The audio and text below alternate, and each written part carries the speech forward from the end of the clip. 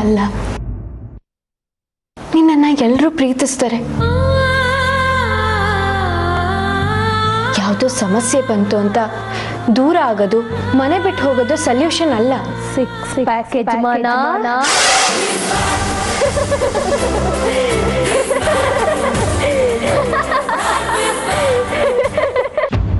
ಮಯೂರಿ, ಜಯಂತನ್ ಮದುವೆ ಮಾಡ್ಕೊಂಡ್ಯಾ?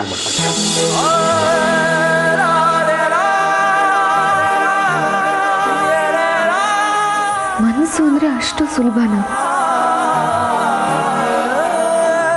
ಇಲ್ಲ ದೊಡ್ಡಪ್ಪ, ನಂಗೆ ಮದುವೆ ಗಿದ್ವೆ ಯಾವುದು ಬೇಡ.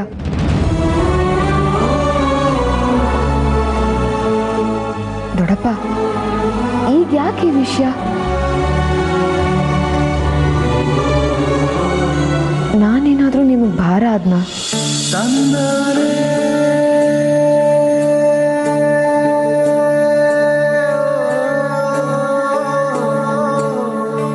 ಇಲ್ಲಮ್ಮ, ಖಂಡಿತವಾಗ್ಲೂ ಇಲ್ಲ.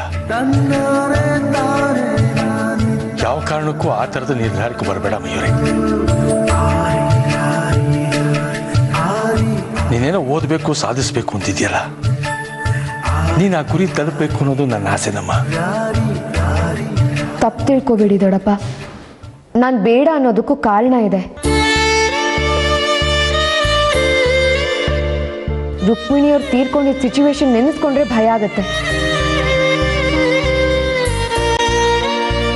ಯಾಕೋ ಮದುವೆ ಬಗ್ಗೆ ಯೋಚನೆ ಮಾಡೋಕ್ಕೂ ಧೈರ್ಯ ಬರ್ತಿಲ್ಲ. ಮನುಷ್ಯನಿಗೆ ಕಷ್ಟಗಳು, ತಾಪತ್ರಯಗಳು, ನೋವು, ನಲಿವು ಬರ್ತಾನೆ ಇರುತ್ತಮ್ಮ.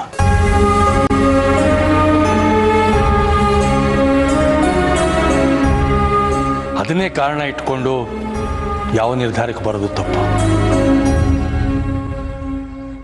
ಜಯಂತ ನಿನ್ನನ್ನು ಚಿಕ್ಕ ವಯಸ್ಸಿಂದ ನೋಡಿದ್ದಾನೆ, ನೀನು ಜಯಂತನ ನೋಡಿದ್ಯಾ. ಇಬ್ರು ಒಬ್ಬರನ್ನೊಬ್ಬರನ್ನ ಅರ್ಥ ಮಾಡ್ಕೊಂಡಿದ್ದೀರ. ನಿನ್ನ ಆಸೆ ಆಕಾಂಕ್ಷೆಗಳೇನು, ನಿನ್ನ ಬೇಕು ಬೇಡಗಳೇನು ಅನ್ನೋದು ಜಯಂತನಿಗೆ ಗೊತ್ತು. ಈ ಹಿನ್ನೆಲೆಯಲ್ಲೇ ಚೆನ್ನಾಗಿ ಯೋಚನೆ ಮಾಡಿ ನಾನು ಆ ನಿರ್ಧಾರಕ್ಕೆ ಬಂದಿದ್ದು. ನೀನು ಜಯಂತನ ಮದುವೆ ಮಾಡಿಕೊಂಡ್ರೆ ನಿನ್ನ ಓದಿಗೆ, ನಿನ್ನ ಸಾಧನೆಗೆ ಜಯಂತನಿಂದ ಯಾವ ಅಡ್ಡಿನೂ ಬರಲ್ಲ ಅಂತ ಅನ್ಕೊಂಡಿದ್ದೀನಮ್ಮ.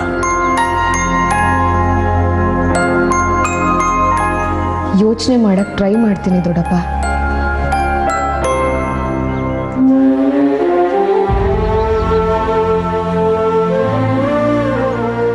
ಅಪ್ಪ, ನೀವು ತಗೊಂಡಿರೋ ನಿರ್ಧಾರ ಸರಿಯಾಗೇ ಇದೆ. ಜಯಂತಣ್ಣ ಮಯೂರಿನ ಮದುವೆ ಆಗಬೇಕು ಅನ್ನೋದು ತುಂಬ ಹಿಂದಿನ ಆಸೆ. ಅವರಿಬ್ಬರು ಮದುವೆ ಆದರೆ ಎಲ್ಲರಿಗಿಂತ ಹೆಚ್ಚು ಖುಷಿ ಪಡೋದು ನಾನೇ. ಹೇಗಾದರೂ ಮಾಡಿ ಮಯೂರಿನ ನಾನು ಒಪ್ಪಿಸ್ತೀನಿ.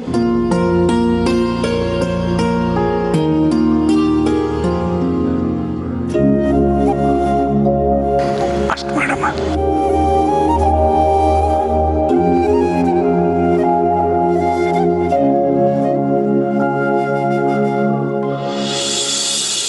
ನಿನ್ನ ಪ್ರಶ್ನೆಯು ನಿನದೇ, ಯಾರು ಉತ್ತರ ಹೇಳರಯ್ಯ. ನಿನ್ನ ದುಃಖವು ನಿನದೇ, ಯಾರು ಅದನ್ನು ಕೇಳರಯ್ಯ.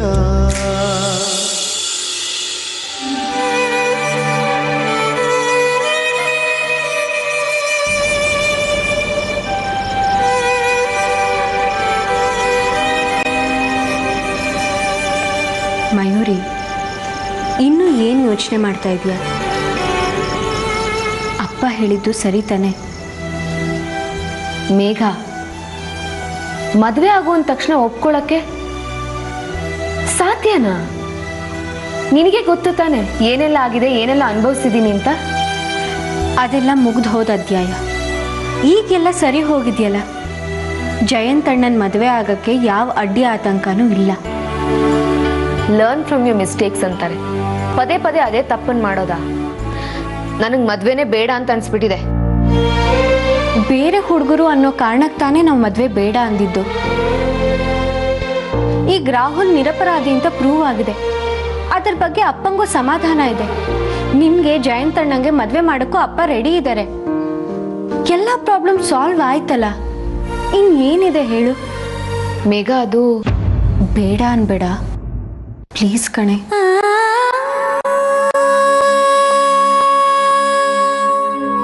ಪ್ಲೀಸ್ ಮೇಘ, ಇದು ಫೋರ್ಸ್ ಇಂದ ಆಗೋ ಅಂತದ್ದಲ್ಲ. ನನಗೆ ಟೈಮ್ ಬೇಕು.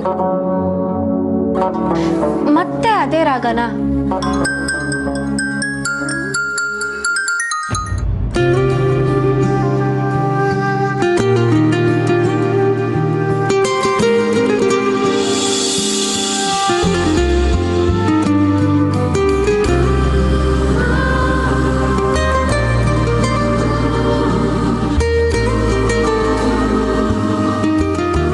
ಯಾರ್ದು ಮೆಸೇಜು? ಇನ್ಯಾರ್ದು? ನಿಮ್ಮ ಅಣ್ಣಂದು. ಏನಂತೆ? ನನಗೆ ಹುಚ್ಚಿಡಿಯೋದೊಂದು ಬಾಕಿ ಮೇಘ. ಯಾವಾಗ ನೋಡಿದ್ರು ಐ ಲವ್ ಯು ಮಯೂರಿ ಅಂತ ಕಳಿಸ್ತಾನೆ ಇರ್ತಾನೆ. ನಾನು ಈಗಲೂ ಹೇಳ್ತೀನಿ ಕೇಳು, ಜಯಂತ್ ಅಣ್ಣನ ಜೊತೆ ನಿನ್ನ ಮದುವೆ ಆಗೇ ಆಗತ್ತೆ. ಅದಕ್ಕೆ ಅವನ ಜೊತೆ ಚಾರು ಮದುವೆ ಮುರಿದು ಬಿತ್ತು. ಈಗ ನೋಡು, ನಾವಿಬ್ರು ಅವನ ಬಗ್ಗೆನೇ ಮಾತಾಡ್ತಾ ಇದ್ದೀವಿ. ಅವನೇ ಮೆಸೇಜ್ ಮಾಡಿದ್ದಾನೆ. ಇದಕ್ಕೆ ಟೆಲಿಪತಿ ಅನ್ನೋದು. ಅದೇನೋ.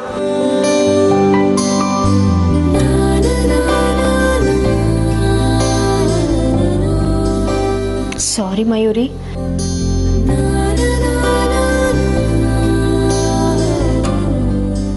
Good night.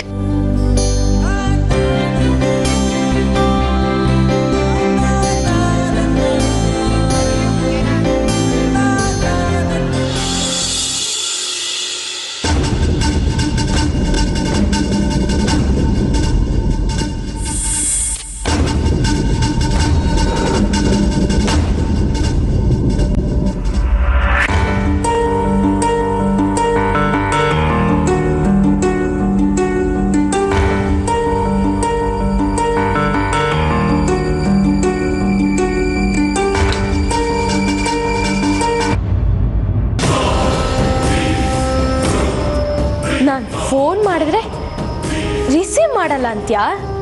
ಅಷ್ಟೊಂದು ದುರಹಂಕಾರನ ನಿನಗೆ?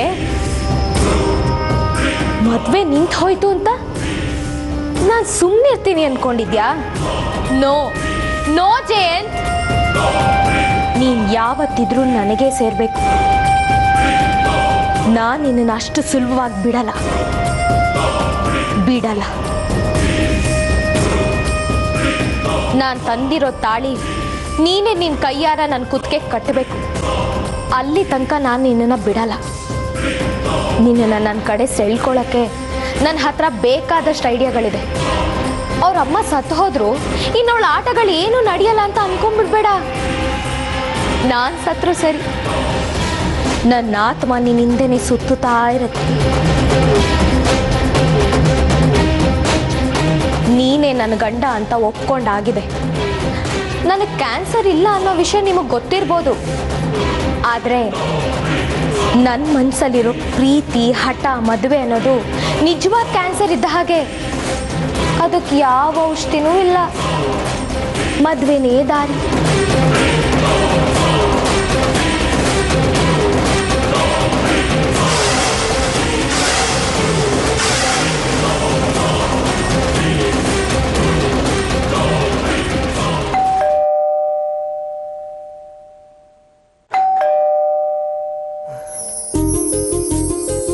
ಹಲೋ ಮಯೂರಿ, ಒಳಗಡೆ ಕರೆಯಲ್ವಾ? ಅಯ್ಯೋ ಪ್ಲೀಸ್ ಬನ್ನಿ ma'am.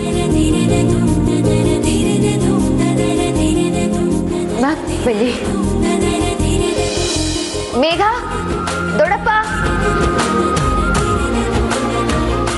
Hello ma'am. Hi Megha. ನಮಸ್ಕಾರ ಸರ್. ದೊಡ್ಡಪ್ಪ ಲೆಕ್ಚರರು. ಓ, ಕೂತ್ಕೊಳ್ಳಿ ಮೇಡಮ್. ಏನು ಮೇಡಮ್ ವಿಷಯ, ಇಷ್ಟು ದೂರ ಬಂದಿದ್ದೀರಿ? ಒಂದು ಇಂಪಾರ್ಟೆಂಟ್ ವಿಷಯ ಇತ್ತು, ಅದನ್ನು ಹೇಳೋಣ ಅಂತಾನೆ ಬಂದೆ.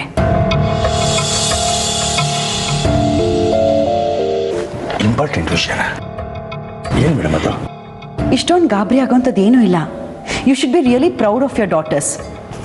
ಮೇಘಾ, ಮಯೂರಿ, ನೀವಿಬ್ಬರು ಸಬ್ಮಿಟ್ ಮಾಡಿದ್ರಲ್ಲ ಪ್ರಾಜೆಕ್ಟ್, ಅದಕ್ಕೆ ನ್ಯಾಷನಲ್ ಲೆವೆಲಲ್ಲಿ ಅವಾರ್ಡ್ ಬಂದಿದೆ.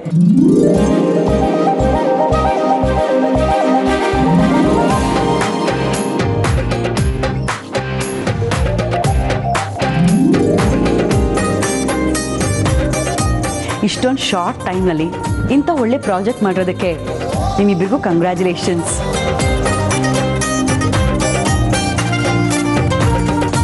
ನಿಮ್ಗೆ ಅವಾರ್ಡ್ ಬಂದಿರೋದ್ರಿಂದ ನಮ್ಮ ಕಾಲೇಜ್ಗೆ ತುಂಬ ಒಳ್ಳೆ ಹೆಸರು ಬಂದಿದೆ. Principal is also very happy.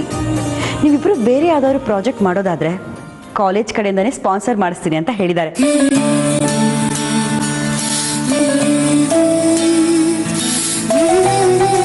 So ನಿಮ್ಮ ಪ್ರಾಜೆಕ್ಟ್ಸ್ಗಳನ್ನ ಇಲ್ಲಿಗೆ ನಿಲ್ಲಿಸಬೇಡಿ, ಓಕೆ? ಸರಿ, ಒನ್ಸ್ ಅಗೇನ್ ಕಂಗ್ರ್ಯಾಚುಲೇಷನ್ಸ್. ಹಾಂ, ಕಾಲೇಜಿಗೆ ಬರ್ತಿದ್ದ ಹಾಗೇ ಪ್ರಿನ್ಸಿಪಲ್ನ ಮೀಟ್ ಮಾಡಿ, ಓಕೆ?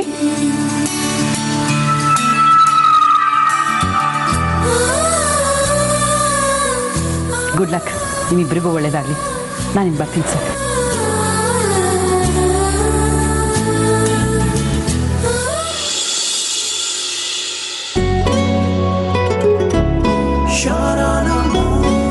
ಇದೇ ರೀತಿ ಬೊಕ್ಕೆನ ಅವತ್ತು ನನ್ನ ಮಯೂರಿಗೆ ಕೊಟ್ಟಿದ್ದು.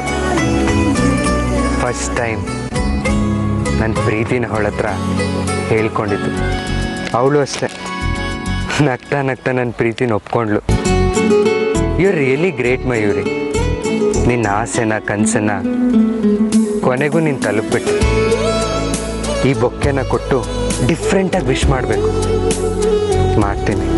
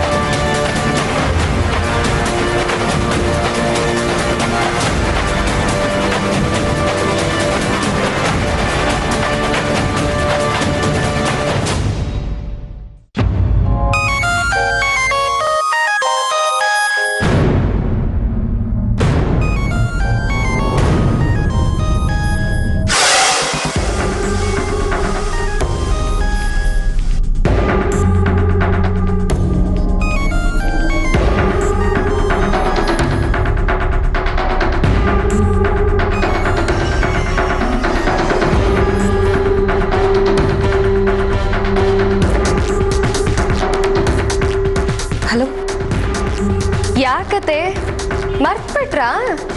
ನಾನು ಚಾರು. ಗೊತ್ತಾಯ್ತು ಚಾರು, ಏನು ವಿಷಯ? ಏನತ್ತೆ ನೀವು ಒಂದೇ ಒಂದು ಕಾಲು ಮಾಡಿಲ್ಲ. ನೀವು ನಂಬ್ಕೊಂಡ್ರೆ ಇಷ್ಟೇನಾ?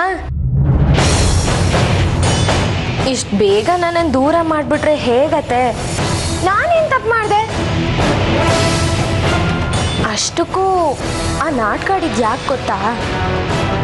ನಿಮ್ಮ ಸೊಸೆ ಆಗಬೇಕು, ನಿಮ್ಮ ಮಗನಿಗೆ ಹೆಂಡತಿ ಆಗಬೇಕು, ಆ ಮನೆ ಸೊಸೆ ಆಗಬೇಕು ಅಂತ ತಾನೇ? ಅಷ್ಟಕ್ಕೂ ನಾನೇನಾದರೂ ನಿಮ್ಮ ಆಸ್ತಿ ದುಡ್ಡನ್ನು ಕೇಳಿದ್ನಾ? ನೋಡು ಚಾರು, ಅತ್ತೆ ನನಗೆ ನೀವಂದ್ರೆ ತುಂಬ ಇಷ್ಟ. ನಿಮ್ಗೇನು ಬೇಕು ಹೇಳಿ, ಈ ಸರಿ ಅಂತೂ ಮಿಸ್ಸೇ ಆಗಲ್ಲ. ದುಡ್ಡು ಬೇಕಾ, ಆಸ್ತಿ ಬೇಕಾ, ಅಥವಾ ಸೈಟ್ ಬೇಕಾ, ಏನು ಬೇಕು ಕೇಳಿ. ಇಷ್ಟು ದಿನ ನೀನು ಆಡಿದ ನಾಟಕಗಳನ್ನೆಲ್ಲ ನೋಡಿ ನೋಡಿ ನಾನು ಅಲ್ಲಿದ್ದ ಆಸೆಗಳೆಲ್ಲ ಸತ್ತು ಹೋಗಿದೆ ಚಾರು. ಇನ್ನು ಮುಂದೆ ನಿನ್ನ ಸಾಹಸ ಬೇಡ. ಅಣ್ಣ ಅತ್ತಿಗೆ ಏನು ಹೇಳ್ತಾರೋ ಹಾಗೆ ಕೇಳ್ಕೊಂಡು ಬಿದ್ದಿರ್ತೀನಿ. ಏನತ್ತೆ ನೀವ ಹೀಗೆ ಮಾತಾಡ್ತಿರೋದು? ನನ್ನ ಮದುವೆ ಅಂತ ಖುಷಿಯಾಗಿ ನಿಮ್ಮ ಹೆಸರಲ್ಲಿ ಬ್ಯಾಂಕಲ್ಲಿ 50 ಲಕ್ಷಕ್ಕೆ ಡೆಪಾಸಿಟ್ ಮಾಡಿಟ್ಟಿದ್ದೆ. ಅದು ಅಲ್ಲದೆ ಮದುವೆ ಆದ್ಮೇಲೆ 50 ಲಕ್ಷದ ಫ್ಲಾಟ್ ತಗೊಂಡು ನಿಮ್ಗೆ ಮಾವನ್ಗೆ ಬಿಟ್ಕೊಡೋಣ ಅಂತಿದ್ದೆ. ಛೇ, ಎಲ್ಲ ವೇಸ್ಟ್ ಆಯ್ತು. ಈಗ ಎಲ್ಲ ದುಡ್ಡನ್ನು ವಾಪಸ್ ತಗೊಂಡ್ಬಿಡ್ಬೇಕು.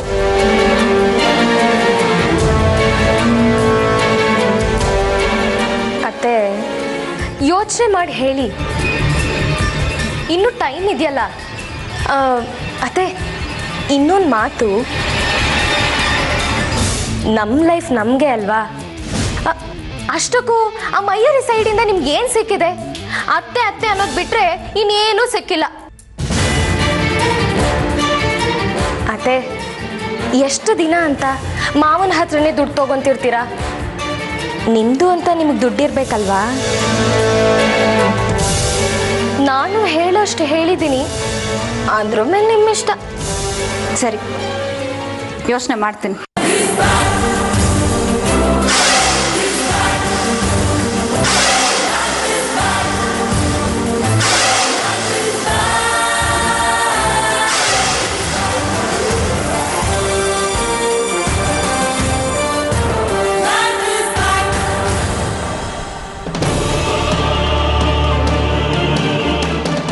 ಯಾರ ಹತ್ರ ಮಾತಾಡ್ತಿದ್ದೆ? ಚಾರು, ಬುದ್ಧಿನೇ ಬರ್ಲಿವಲ್ಲ ನಿನಗೆ? ತಾವು ಅಷ್ಟು ಹೇಳಿದ್ರು ಮಾತನ್ನು ಮೀರ್ತಾ ಇದೆಯಲ್ಲ, ಏನು ಹೇಳ್ಬೇಕು ನಿನಗೆ? ನಾನು ಅವಳಿಗೆ ಕಾಲ್ ಮಾಡಲಿಲ್ಲ, ಅವಳೇ ನನಗೆ ಕಾಲ್ ಮಾಡಿದ್ದು. ಏಯ್, ಅವಳೇ ಮಾಡಿರ್ಬೋದು. ಅವಳು ಮಾಡಿದ್ದು ಗೊತ್ತಾದ ಮೇಲೂ ನೀನು ಯಾಕೆ ರಿಸೀವ್ ಮಾಡಿದೆ? ಯಾಕೆ ಮಾತಾಡಿದೆ? ತಾವು ಅಷ್ಟು ಹೇಳಿದ್ರು ಅವ್ರ ಮಾತು ಕೇಳಲ್ವ ನೀನು? ನಿನಗೆ ಇನ್ನು ಯಾವ ಭಾಷೆಯಲ್ಲಿ ಹೇಳ್ಬೇಕೆ? ರೀ, ಸುಮ್ಮನೆ ಬೈತಾ ಇರ್ತಿರೋ ಅಥವಾ ನಾನು ಅವಳ ಹತ್ರ ಏನು ಮಾತಾಡ್ದೆ ಅನ್ನೋದನ್ನ ಕೇಳಿಸ್ಕೊತಿರೋ? ನೀನು ಹೇಳೋದು ಬೇಡ, ನಾನು ಕೇಳೋದು ಬೇಡ. ಬೇಡ, ಇಷ್ಟು ದಿನ ನೀನು ನಂಬಿದ್ದು ಸಾಕು. ಇನ್ನು ಮುಂದೆ ಈ ಮನೇಲಿ ಏನೇ ಆದರೂ ನೀನು ಮಾತಾಡ್ಕೊಳ್ತು. ಅಕ್ಕ ಬಾವ ಏನು ಹೇಳ್ತಾರೋ ಅದೇ ಕಡೆ ತಿಳ್ಕೊ. ಅಲ್ಲ ರೀ ರೀ,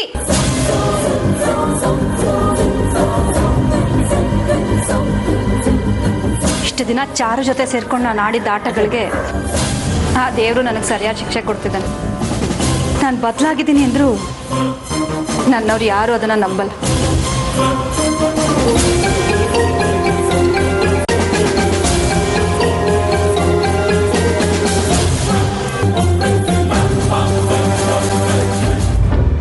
ಫೋನ್ ತೆಗಿಯೋ ಸತೀಶ, ಫೋನ್ ತೆಗಿಯೋ. ಹಲೋ ಹಲೋ ಸತೀಶ, ಇವತ್ತು ಮೇಘನ ನೋಡ್ದೆ ಕಣೋ. ಮಯೂರು ಜೊತೆಗೆ ಕಾಲೇಜಿಗೆ ಹೋಗ್ತಿದ್ಲು. ಎಷ್ಟು ತಿಂಗಳಾದ್ಮೇಲೆ ಅವಳನ್ನ ನೋಡ್ದೆ ಗೊತ್ತಾ? ಮತ್ತೆ ಅವಳು ಬೇಕು ಅನ್ನೋ ಆಸೆ ಉಟ್ಕೊಂಡಿದೆ ನನಗೆ. ಏನಾದರೂ ಮಾಡಲೇಬೇಕು ಕಣೋ, ಅವಳು ನಂಗೆ ಸಿಗಲೇಬೇಕು. ಮೊದಲು ಮೇಘ, ಆಮೇಲೆ ಮಯೂರಿ. ಬೇಡ ಅಂತಿದ್ಯೇನೋ, ಬಿಟ್ಬಿಡು ಅಂತಿದ್ಯೇನೋ? ಮೊದಲೆಲ್ಲ ನನ್ನ ಮಾತೆ ಸರಿ ಅಂತಿದ್ದೋನು ಈಗ ಚೇಂಜ್ ಆಗ್ಬಿಟ್ಟ. ದಿನ 1000 ರೂಪಾಯಿ ಖರ್ಚು ಮಾಡ್ತಿರುವಾಗ ನನ್ನ ಮಾತೆ ವೇದವಾಕ್ಯ ಅಂತಿದ್ದೋನು. ನಿನ್ನ ಫ್ರೆಂಡ್ಶಿಪ್ಗೆ ನಾಲಾಯಕು ಕಣೋ. ನೀನು ಬರ್ದಿದ್ರು ಸರಿ, ನಾನೊಬ್ಬನೇ ಸಾಕು. ನನ್ನ ಆಸೆನ ತೀರ್ಸ್ಕೊಂಡೇ ತೀರ್ಸ್ಕೊತೀನಿ. ಹಾಂ,